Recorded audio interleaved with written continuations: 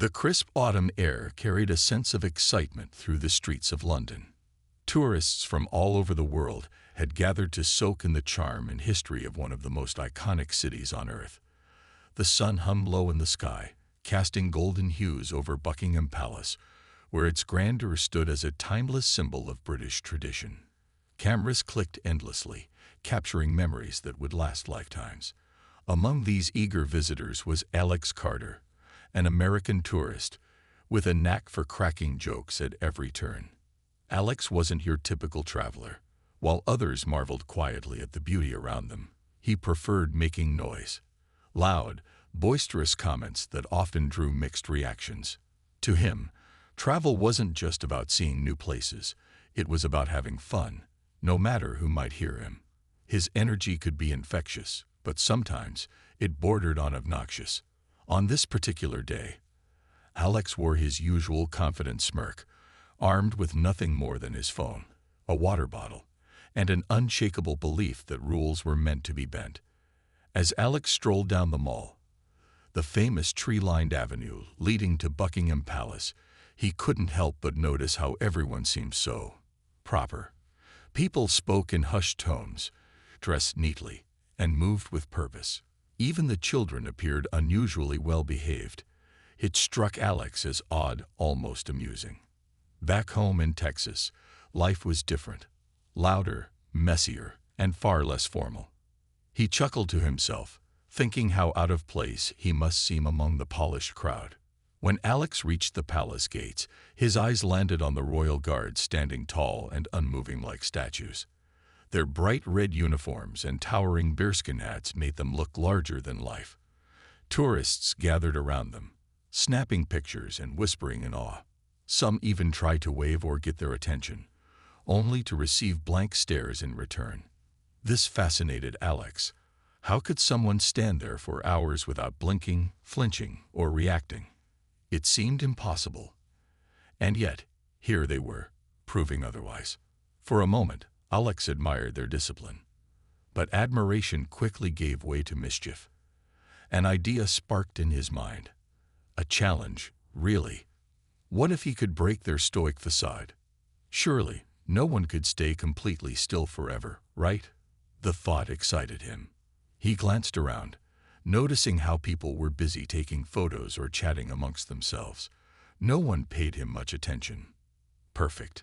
With a mischievous grin spreading across his face, Alex stepped closer to one of the guards. His heart raced, not because he felt nervous, but because he loved stirring things up.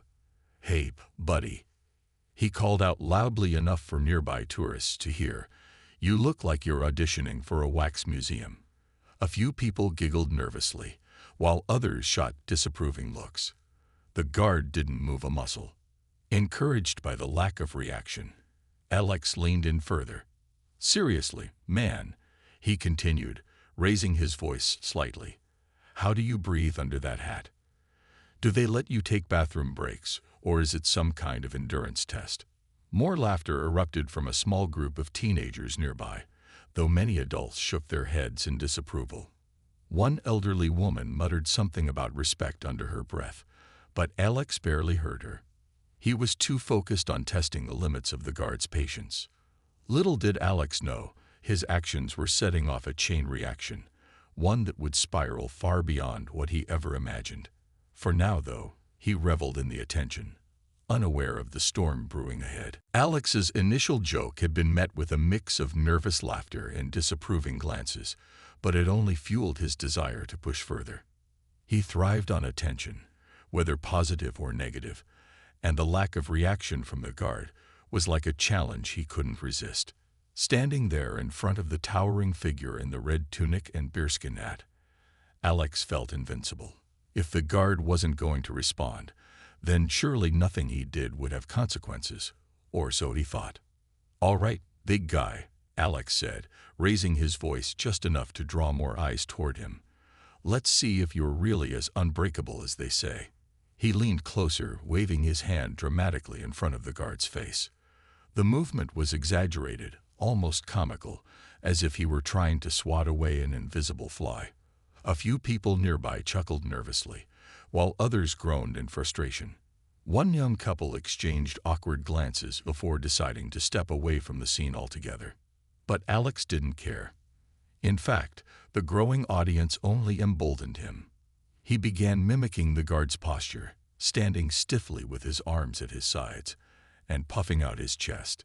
"See, I can do it too," he announced loudly, winking at a group of teenagers who were now filming him on their phones.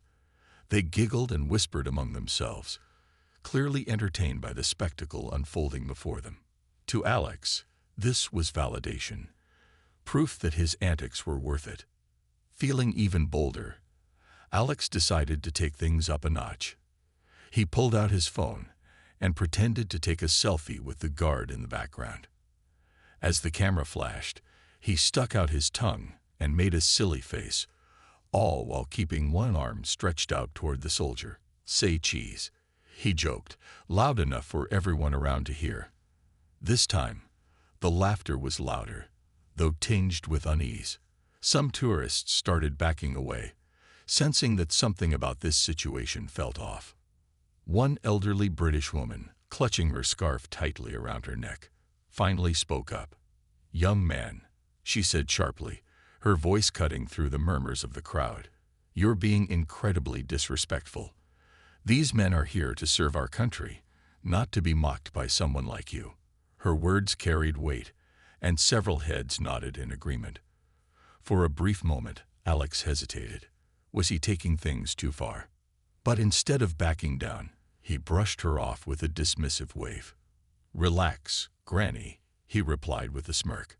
"It's all in good fun. Lighten up, will ya?"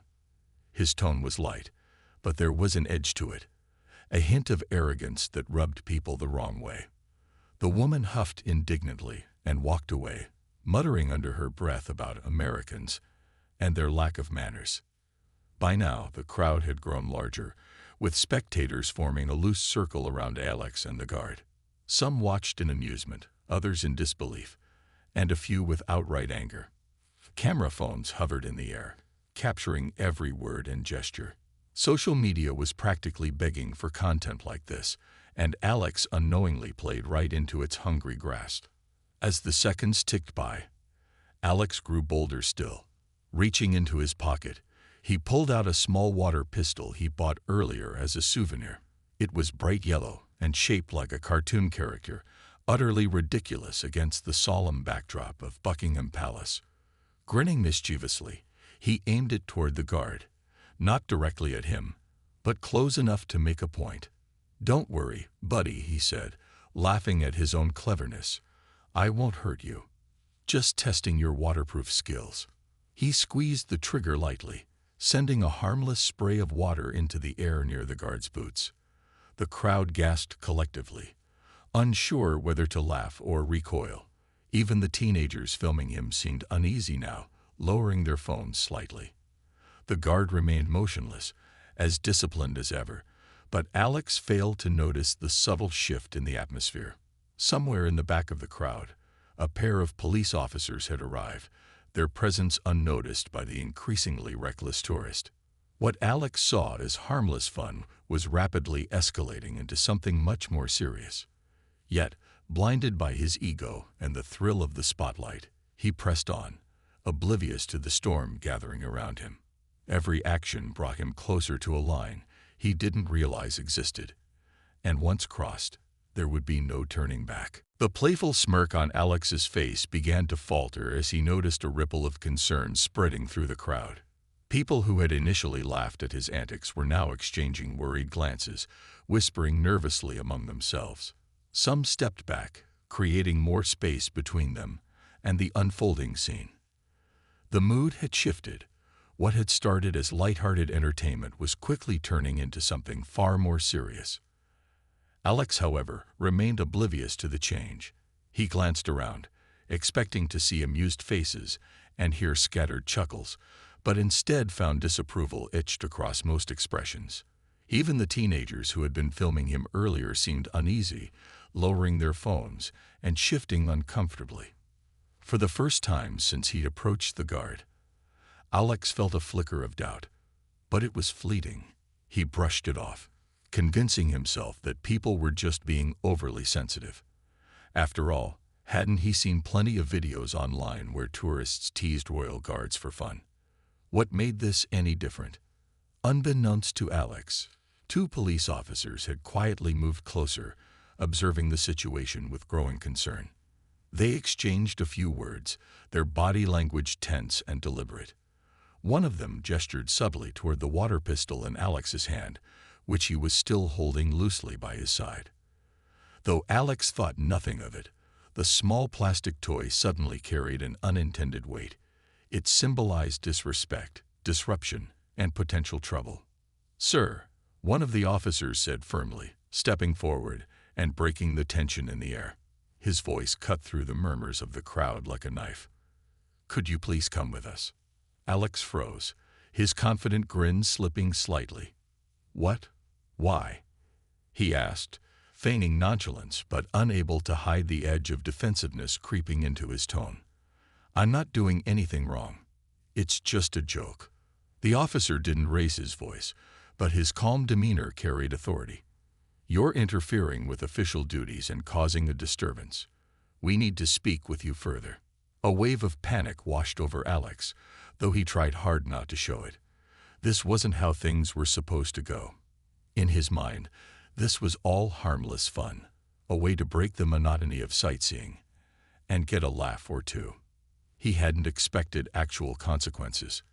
"Come on, officer," he said, forcing a laugh that sounded hollow even to his own ears. "It's just a little water gun. No harm done, right?" But the officer wasn't swayed. "Please don't make this more difficult than it needs to be, sir." There was no room for negotiation in his tone. Behind him, the second officer stood ready, hands resting lightly on his utility belt. The message was clear: resistance wouldn't end well. As reality began to sink in, Alex's bravado crumbled. The crowd, once entertained, now watched silently, their earlier amusement replaced by discomfort and pity. Someone muttered under their breath, "Serves him right," while another shook their head in disappointment. Cameras continued rolling, capturing every humiliating moment as Alex reluctantly followed the officers away from the palace gates. With each step, Alex felt smaller and more exposed. The grandeur of Buckingham Palace faded into the background, replaced by the stark realization that he'd crossed a line without even realizing it. His attempt to entertain himself, and maybe impress a few strangers, had spiraled out of control. As they led him toward a waiting patrol car, Alex couldn't help but wonder how such a trivial act could lead to such serious repercussions. For the first time that day, silence fell over him. Gone was the boisterous confidence, replaced by a gnawing sense of dread. The cheerful buzz of tourists faded into the distance, leaving only the sound of his own footsteps echoing against the pavement. Whatever lay ahead, Alex knew one thing for certain: this trip to London would leave a mark far deeper than any souvenir ever could. The ride to the police station was a blur for Alex. Sitting in the back seat of the patrol car, he stared out the window, his mind racing as the streets of London whizzed past. The playful arrogance that had fueled his earlier behavior was gone, replaced by a sinking feeling of regret and confusion. He replayed the events over and over in his head. His jokes, the water pistol, the crowd's reaction, and couldn't believe how quickly things had spiraled out of control. What had seemed like harmless fun just moments ago now felt like a colossal mistake. When they arrived at the station, Alex was ushered inside and seated in a small, sterile room with pale walls and flickering fluorescent lights. The atmosphere was cold and unwelcoming, a stark contrast to the lively energy of Buckingham Palace. An officer handed him a form to fill out, asking for basic details like his name, address, and passport number. As Alex scribbled down the information, his hands trembled slightly. He'd never been in trouble with the law before, and the weight of the situation pressed down on him like a heavy blanket. After what felt like an eternity, another officer entered the room. This one was older, with sharp eyes and a no-nonsense demeanor. "Mr. Carter," he began, placing a folder on the table, "do you understand why you're here?" Alex hesitated, unsure how to respond. I mean, I was just joking around, he stammered, his voice quieter than usual. I didn't think it was a big deal. The officer leaned forward, resting his elbows on the table. Let me explain something to you, he said calmly but firmly. The Royal Guards are not there for entertainment. They have a job to do, a very important one. Mocking them or interfering with their duties is considered a criminal offense under UK law. It's not just about respect. It's about maintaining order and security. Alex swallowed hard, his throat dry. I didn't know that, he admitted, though he knew deep down that ignorance wasn't much of an excuse. I didn't mean any harm. The officer nodded, seemingly satisfied that Alex understood the gravity of the situation, but the conversation wasn't over. Unfortunately, intent doesn't change the fact that your actions disrupted public order. You'll need to appear in court to face charges related to harassment and disorderly conduct. At those words, Alex's stomach dropped. Court. Charges. The reality of what he'd done hit him like a punch to the gut. He thought about his family back home, his job, his friends. How would they react when they heard about this? Would they see him as reckless and irresponsible? The idea of spending time in jail crossed his mind, and he shuddered at the thought. For hours, Alex sat in the station, answering questions and signing documents. Each signature felt heavier than the last, a tangible reminder of the mess he created. Eventually, he was allowed to make a phone call. His fingers hovered over the keypad for a moment before dialing his sister's number. She answered on the second ring, her cheerful greeting turning into stunned silence as Alex explained what had happened. "Are you serious?" she asked, her voice equal parts disbelief and frustration. "How could you be so stupid?" "I don't know," Alex muttered, running a hand through his hair. "I wasn't thinking." "Well, you better start thinking now," she snapped. "Dad's going to kill you when he finds out." As the call ended, Alex slumped back in his chair, overwhelmed by guilt and embarrassment.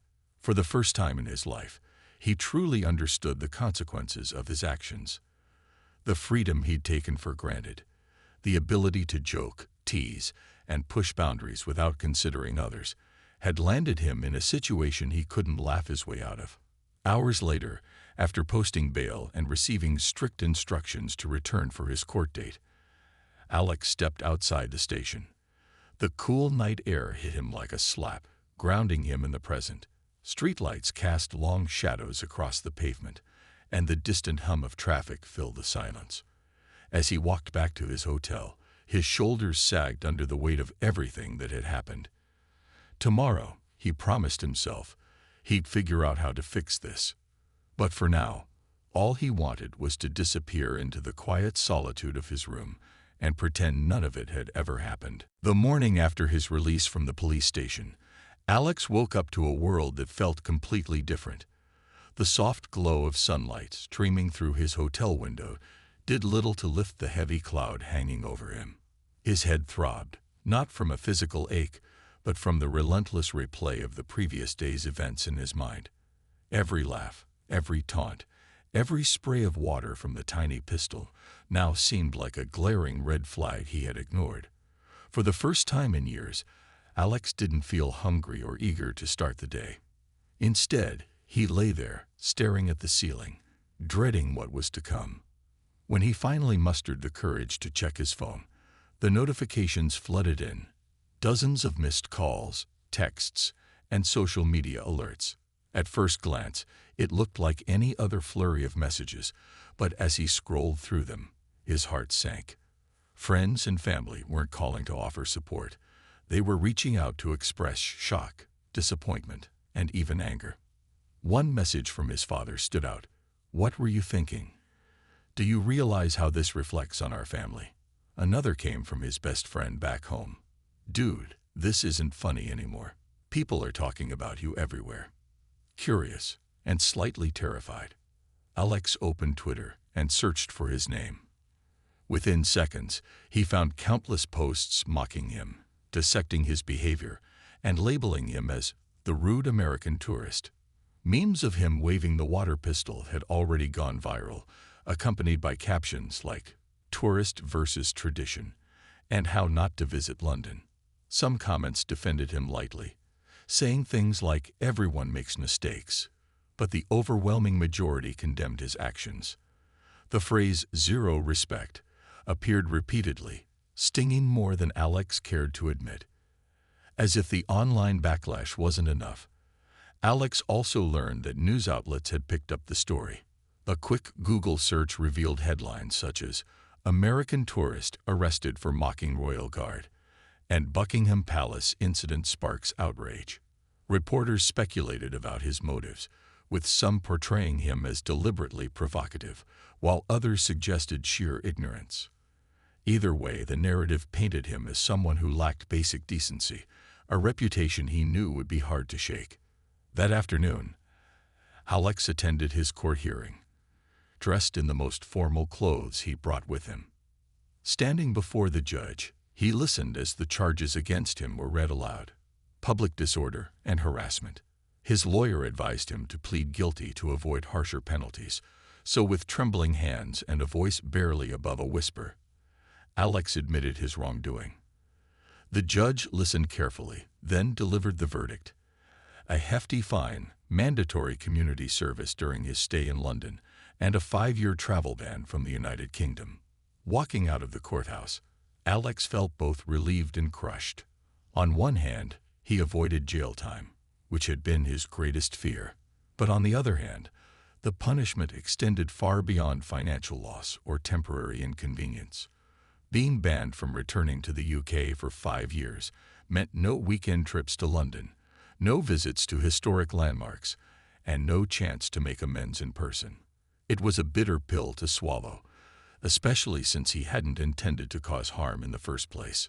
Back at his hotel, Alex sat alone in his room, staring blankly at the wall. The weight of his mistakes pressed down on him, heavier than ever. Calls from loved ones earlier had ranged from sympathetic to scolding, but none made him feel worse than the quiet moments when he was left alone with his thoughts. He replayed the judge's words in his mind. "Your actions not only disrespected an institution, but also tarnished the image of your country abroad." Those words lingered, haunting him like a ghost. For the first time in his life, Alex truly understood the ripple effect of his choices. What had started as a careless attempt to entertain himself had spiraled into something much bigger, a lesson in humility, consequences, and cultural sensitivity. As night fell, he turned off his phone, crawled into bed, and buried his face in his pillow. Sleep didn't come easily, but when it did, it brought dreams filled with stoic guards, flashing cameras, and the echoing sound of laughter turning into silence. By the time Alex returned to his hotel room after the court hearing, the full weight of his actions had settled over him like a suffocating fog. The internet, relentless and unforgiving, had already turned his misdeeds into global entertainment. As he scrolled through social media for what felt like the 100th time that day, he couldn't escape the barrage of memes, videos, and comment threads mocking him. His face, caught mid-laugh as he waved the water pistol, was everywhere. Someone had even photoshopped him wearing a dunce cap alongside the caption, "Tourist of the Year." At first, Alex tried to laugh it off, convincing himself that this kind of attention would die down eventually. But the longer he stared at the screen, the harder it became to ignore the venom in some of the comments. People weren't just criticizing his behavior, they were attacking his character. Words like arrogant, entitled, and ignorant appeared repeatedly, each one cutting deeper than the last. Some users dug up old photos of him from Facebook and Instagram, speculating about his personality based on vacation snapshots and party pictures. One particularly cruel thread debated whether Americans were all like this: loud, disrespectful, and unwilling to learn about other cultures. Alex's stomach churned as he realized how far-reaching the backlash had become. What started as harmless teasing in front of a royal guard had morphed into something much larger, a symbol of everything people disliked about tourists who refused to respect local traditions. Even worse, the story had made its way onto international news platforms. Clips of his antics aired during morning shows, accompanied by talking heads debating the importance of cultural sensitivity versus freedom of expression. Some argued that Alex deserved every bit of criticism coming his way, while others suggested that the punishment didn't fit the crime. Regardless of their stance, everyone seemed to agree on one thing: Alex Carter was now infamous. Back home, the fallout hit harder than he could have imagined. Friends who once laughed at his jokes now avoided him, embarrassed by association. His employer, a mid-sized marketing firm where Alex worked as an account manager, called him late that evening. The conversation was brief but devastating. "We've received complaints from clients," his boss explained, her tone clipped and professional. "They don't want someone representing their brand who's been labeled as disrespectful and unprofessional online. We're sorry, Alex, but we'll need to let you go." The words hit him like a punch to the chest. Losing his job wasn't part of the plan. He hadn't considered how this incident might affect his career. Desperate to salvage the situation, Alex promised to apologize publicly, to do whatever it took to make things right. But his boss remained firm. "This isn't just about you anymore," she said. "It's about our reputation too." As if losing his job wasn't enough, Alex soon discovered that his personal life was unraveling just as quickly. Friends stopped responding to his texts, and acquaintances unfollowed him on social media. His mother called him in tears, saying she'd been ridiculed at her book club meeting when another member brought up the story. "Why did you have to act like that?" she asked, her voice trembling with disappointment. "You've embarrassed us all." Even strangers got involved. While grabbing coffee near his hotel the next morning, Alex overheard two women whispering about him. "That's him," one said, pointing discreetly in his direction. "The guy who mocked the guards. He wanted to sink into the floor, to disappear completely." For the first time in his life, Alex understood what it meant to feel truly humiliated, not just by those close to him, but by the entire world. As he sat alone in his hotel room later that night, Alex opened his laptop one last time. Social media was still ablaze with posts about him, but something new caught his eye. A comedy roast show had picked up footage of his arrest and turned it into a skit. Comedians mocked his accent, his outfit, and his attempts to explain himself to the police. Watching the clip, Alex felt a lump rise in his throat. This wasn't just embarrassment. It was cruelty, plain and simple, and he knew deep down that he had brought it all upon himself. For hours, Alex sat in silence, staring at the glowing screen until his eyes burned. There was no escaping the storm he had created. Every corner of his life, his relationships, his career, his sense of self-worth, had been swept away by the tide of ridicule and shame. As he finally closed his laptop and turned off the lights, one thought lingered in his mind. How could he ever rebuild after this? The days following the court hearing and his dismissal from work were some of the loneliest Alex had ever experienced. Back in his hotel room, surrounded by silence, he began to reflect deeply on everything that had happened. For years, he'd prided himself on being carefree, someone who could make light of any situation. But now, that same trait felt like a curse. The jokes and antics he once saw as harmless fun suddenly seemed reckless and selfish. Sitting alone with nothing but his thoughts, Alex realized how much damage he'd caused, not just to others, but to himself. One morning, determined to take control of the chaos swirling around him, Alex decided to write an apology letter. It wasn't for anyone specific. It was more for himself, a way to process his emotions and acknowledge his mistakes. He started slowly, penning down phrases like, "I acted without thinking," and "I failed to respect another culture." As the words flowed onto the page, so did his tears. Writing forced him to confront the reality of what he'd done. He hadn't just insulted a royal guard or embarrassed himself. He'd disrespected an entire nation's traditions and values. When the letter was finished, Alex posted it online, knowing full well that it wouldn't fix everything. To his surprise, though, the response was mixed. Some people appreciated his honesty and willingness to admit fault, while others dismissed it as insincere or self-serving. One comment stood out among the rest. "Apologies are good, but actions speak louder than words. Show us you've changed." Those words stuck with Alex, echoing in his mind long after he logged off. Determined to prove he could change, Alex threw himself into the community service hours mandated by the court. Assigned to help clean up parks and assist at local shelters, he initially dreaded the work. But as days turned into weeks, something unexpected happened. He found meaning in it. Sweeping leaves in Hyde Park or serving meals at a soup kitchen gave him a sense of purpose he hadn't felt in years. The people he met, volunteers, park rangers, and even those staying in the shelters, offered him kindness and advice without judgment. They didn't know about his past mistakes, and when they asked why he was volunteering, he simply said, "Trying to make things right." Through these small acts of service, Alex began to see London in a new light. Without the pressure of performing or seeking attention, he noticed details he'd overlooked before: the intricate carvings on historic buildings, the warmth of shopkeepers greeting customers, the quiet beauty of the Thames at sunset. Slowly, he started learning about British history and culture, reading books, and watching documentaries to better understand the significance of places like Buckingham Palace. Each new piece of knowledge made him feel more connected and more ashamed of his earlier behavior. Despite these efforts, life wasn't easy. The travel ban loomed over him like a dark cloud, reminding him daily of the opportunities he lost. Calls from family back home became less frequent, strained by awkwardness and unspoken disappointment.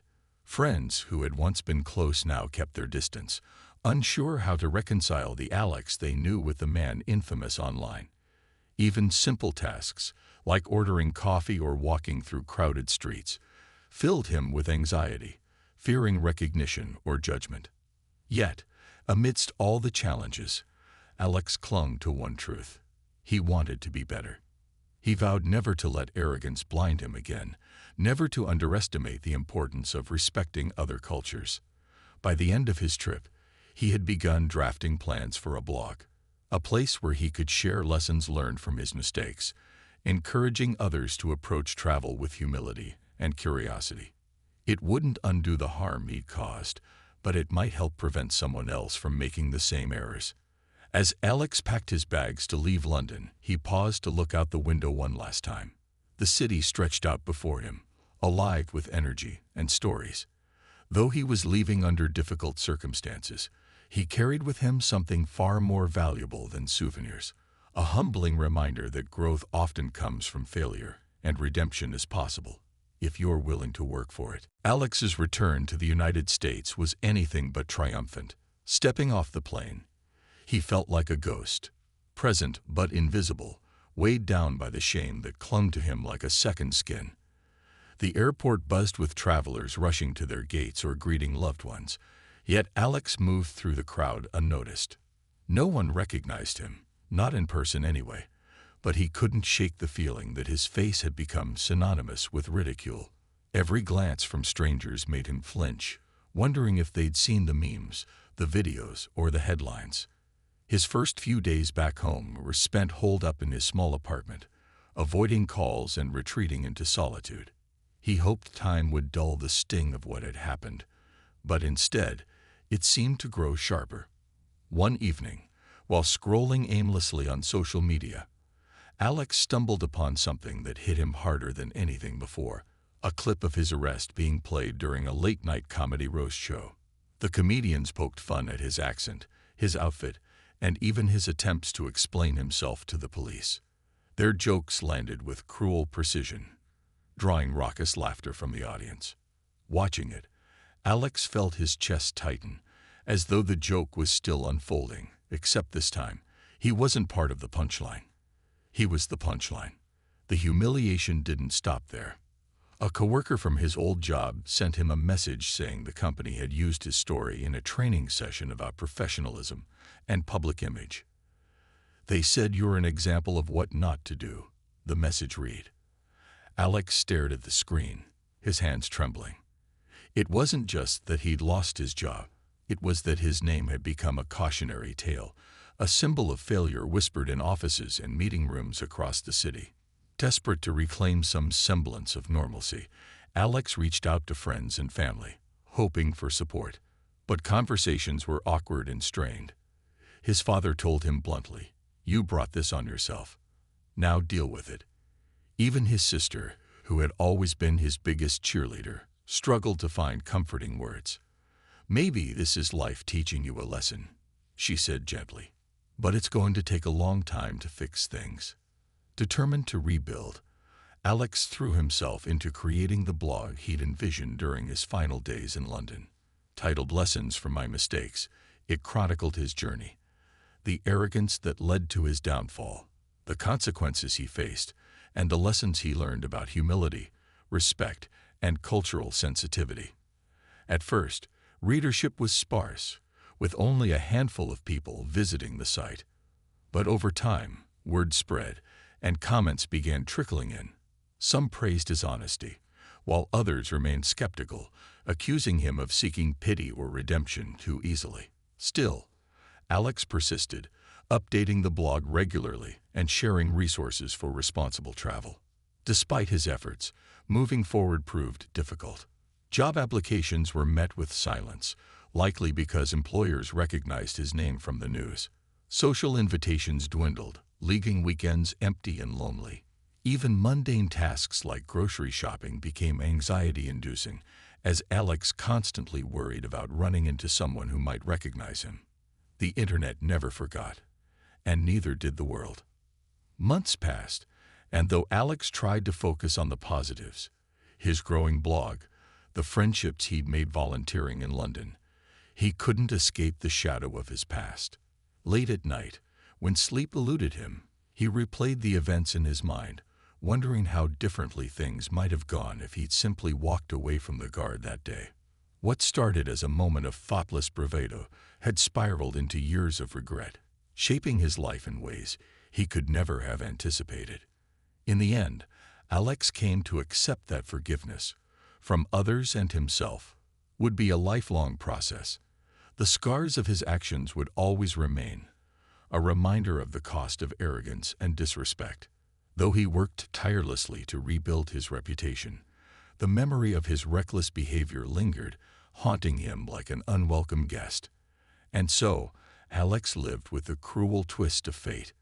A single moment of poor judgment had defined him, overshadowing everything else he had ever done, or might do, in the future.